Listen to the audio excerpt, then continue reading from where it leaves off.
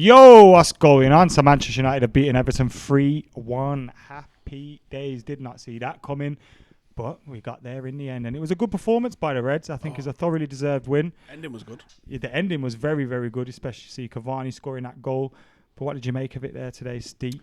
I think I agree. I thought it was a very good performance, team performance as well. And I think a couple of times during the watch-along, people were saying it feels like this team was turned up today for the manager. And I would agree on that. Have you seen a post-match press conference, by the way? Not the press conference. I've seen a few of his bits from his pitch side one. Oh, so yeah, the pitch. Okay, so the pitch side. He looked a bit feisty, didn't he? Feisty. I think he's lost it.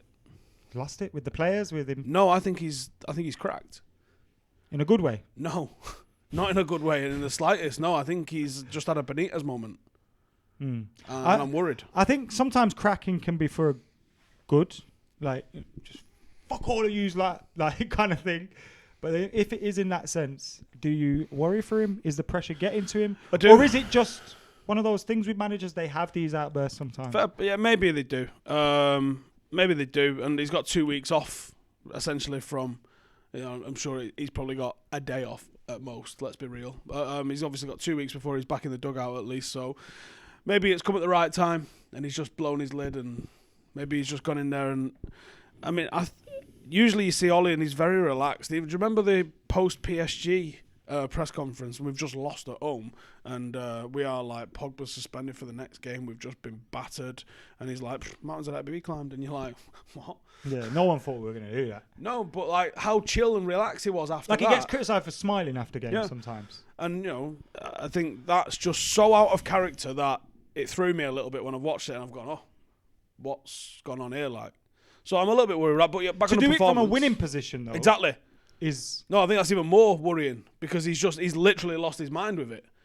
Because I would have thought today, I mean, Ole Gunnar Solskjaer, you've just beaten Carlo Ancelotti. Carlo Ancelotti's never lost, I don't think, 3 back-to-back games. His record against Manchester United in general is pretty good Pretty as well. good, yeah. I think he's lost once in like 10 or something like that. You've just beat Ancelotti, which is just he got a habit of doing against big managers. And all he's doing is like, you lot stitch us up. You stitch us up. You like, who did? BT. He's on about the TV companies, the Premier League fixtures. Yeah, just didn't sit right. He felt like he was maybe wanted to have a go at something else, but that was the thing he could get away with saying. Nevada or Open Council. Like, do you know what I mean? It's like he maybe wants to say, all you pricks that have been saying that my job should be gone and why is it just me after we lose 2 games? Like, he may have wanted to say that, but he's kind of going to go the other way. Yeah, and he went, fixtures. Yeah. Maybe. But it just struck me as very odd. Really didn't expect it. Because we see, as fans, like, okay, Ollie deserves criticism when we don't get a result. I mean, we're Manchester United. If you don't win, you're going to get criticised. Everyone can appreciate that.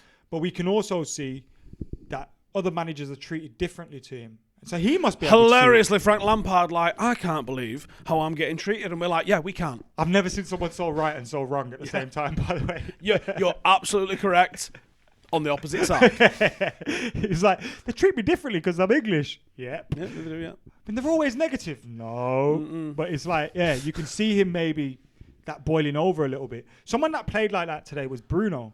But I feel like this team needs that guy running around going mental at them. Yeah, I thought Fred was excellent today. Yeah. I thought Fred was fantastic today. He covered for other people when they were out of position. He was feisty. And obviously Bruno was also feisty. Probably would have been a good idea to sub him at some point, actually. He was that feisty. We all expected it to come in. It never. Yeah. But I thought Fred was fantastic today. I thought Marshall and Rashford both poor, largely.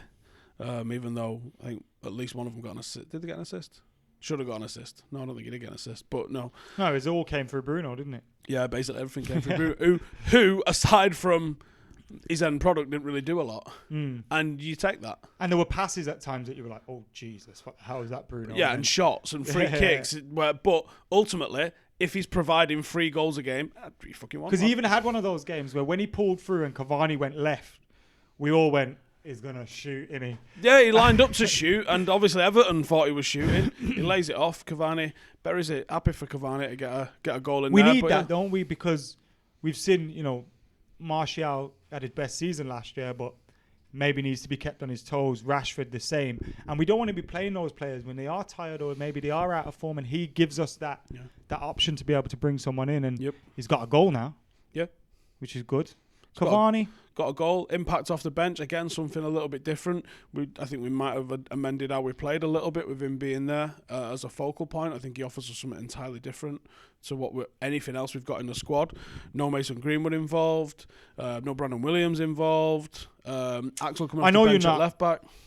Before people talk about us not talking about it, you're not worried about Greenwood's lack of involvement today, are you? No, but I think Ollie coming out and being like, he's always the first in training. Fucking is he? Like, yeah. I mean, you got to remember, everything he's saying is for PR in the press conferences. Whether that's to keep a player, to sell a player, to keep a price. And I think there's probably been some sort of covering up for Greenwood there.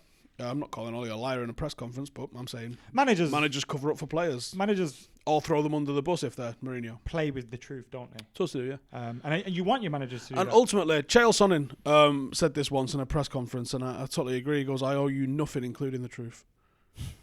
It's like... Who was that in American football? Was it... I'm sorry if I've got the name. It might have been Sherman, but it might have been someone else. And he turned up to his interview, and he got asked about 10 questions, and his answer to every question was, I'm only here so I get paid. I'm only here so I get paid. Like, I'm only here so I get paid. And it's like, sometimes you've got to think managers are only there because they're fulfilling clubs' media obligations. They don't want to be there, and they're not going to give... It's like, for example, we know if we phone up... If TalkSport want me to go on the phone to them after United lose, I know they're probably looking for some sort of reaction that I'm not going to give them. They wanted me to go on yesterday to talk about Poch, and that motherfucker got pied. I'm even fucking replying to that. Talking about him. Fuck you. I went on the other day, which was good. But they never asked me to talk about all his tactical performances. Yeah. If they did, maybe I'd answer the fucking phone a bit more. But yeah, like there's a manager once said, and you might know who this guy is, when I go into the pre-match press conference, the game's already started. And when I go into the post-match press conferences, the game hasn't even finished. Who was that? Jose. Yeah, Jose Mourinho. Sounds like a Jose one, that. And he's right. Like, except none he of these, used it to kill everyone. Yeah, none of these journalists have got a pot of glue what's going on. And honestly, it annoys me when you get the actual press conferences and he'll get asked about nonsense shit where there's some really interesting things you could ask a manager, but they're like, meh. They all want like a clickbaity headline out of their stupid question. Ollie, what's going on with Pogba? Off the bench again. What? Does it fucking matter? He's in my squad and he'll play when I fucking want him to play. Why not ask him about some tactical fucking decisions? Maybe not ask him about what have you done different in preparation for this? Did you worry about Calvert-Lewin? We saw him isolate Lindelof for that one header. Did you do anything in training in preparation for that? Did you work on something different to maybe nullify that threat? Because Calvert-Lewin's been on fire this season. Didn't get on the score sheet today. Like Brendan no Rodgers, credit. The other day, he did an interview and he got asked, who did Leicester beat the other day? But he got asked anyway, like, how are you going to set up against these guys? What are you looking to do? And it was a really interesting conversation before the game. Brendan Rodgers basically gave away his game plan. But it was like, you very rarely hear those kind of pieces of conversation. And I think those are bits of conversation where the manager would actually then go, oh, actually, I'm now involved in this press conference. Do you know what I mean? Because the bullshit otherwise. I'm not fielding because I feel like, let's pretend managers are batsmen in press conferences. They come in and they're all very defensive. They're looking to just block the shots, get them away. Whereas if you ask them something which they're actually excited about, you'll see something, a different reaction from them. And I thought it was interesting to see Brendan Rodgers ask that the other day. And it's like, Ollie's got this reputation of he's not that kind of manager, so we won't ask him about it. But he is. I know. And we've seen him fix up, and probably today, when I watch this back today, I'm gonna go, that's what he did. Like, at the moment, I hate watching it on the watch-alongs because I don't take in as much as I want, so I have to watch it back. But when you look at what's gone on in the game today, I go, well, there's a couple of things that I've seen that they've filled in a little bit there. But I can't look at that game in one take and go, I don't know what he was trying to do there. Or I know how he was trying to nullify what they offered. I thought Bernard was a weird choice. I was certain it was going to be Iwobi. And if it wasn't going to be Iwobi, it could have been Sigurdsson that plays out there and does a bit of a wide playmaker kind of affair. And I think, what do we know why Gomez didn't play? Well, Gomez is on the bench. You imagine that might have been down to fitness. Maybe. Bernard scored, so he justified his start in the end. How do you put your finger on this inconsistency? Well, you got to look at, I mean, as it stands now, are we at a point off City?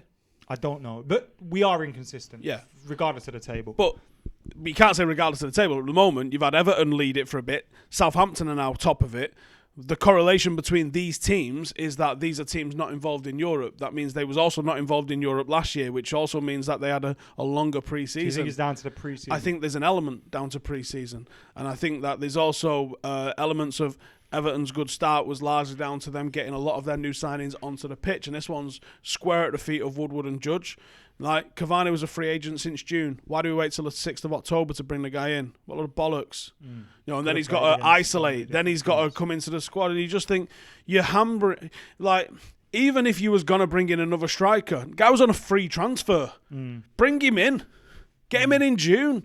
Get him in June and have him acclimatised to the squad. So even for those last games, because we were still playing games then, weren't we?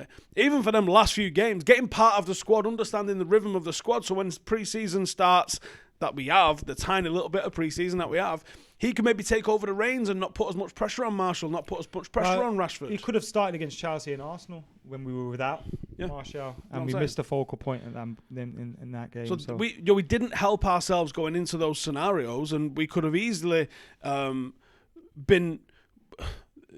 The Chelsea game especially, one goal would have done it. You know, bar the penalty, it was a 0-0 game against Arsenal. There's easy ways to flip more points out of what we've had this season that we've not managed to go and do. The Istanbul game's a lot of bullshit. But again, not bringing in Donny as quick as we could have done. You know, get the guy in as early as possible. Instead of playing footsie with Sancho, will we, won't we, and all that. Like, you bring in Palestre on the last game of the season. The guy's got to fly from South America, and you just think, we're run by fucking idiots.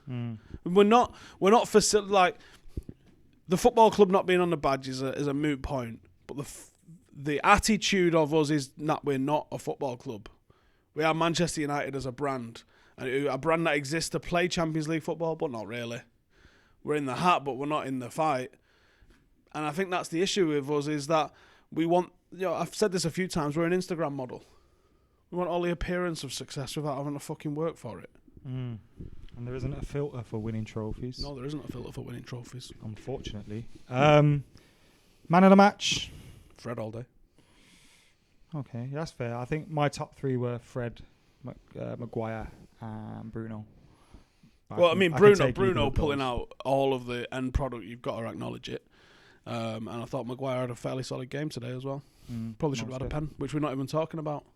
Someone talk about the penalty. Should have been a fucking penalty. Should have been a penalty. There you go. We spoke about it. Anyway, guys, get your thoughts in the comments below. Go check out the watch-along highlights as well. Me and him. Fucking little scrap, didn't we? See you in a bit.